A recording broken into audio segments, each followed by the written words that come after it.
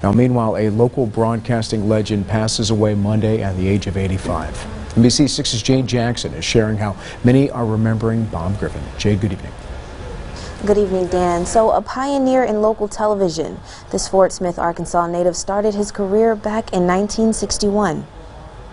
Throw me something, mister! Throw me something! Everything that I do now can trace right back to what Bob Griffin taught me. Words from a coworker turned competitor, more importantly, a friend to an icon. I wouldn't be doing it if not for him. He hired me in 1978 when I was a high school graduate and didn't know anything.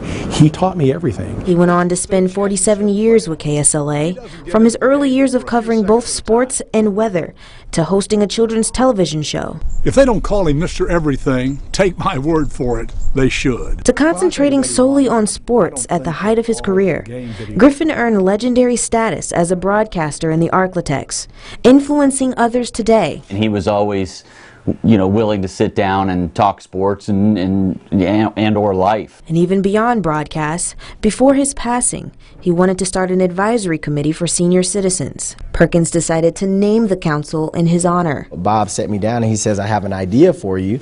I want you to set up like a senior advisory council, if you're elected.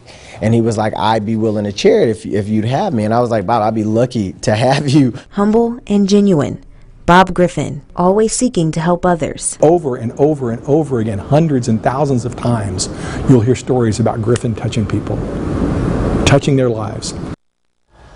Bob Griffin is survived by his wife, twin daughters, and 10 grandchildren.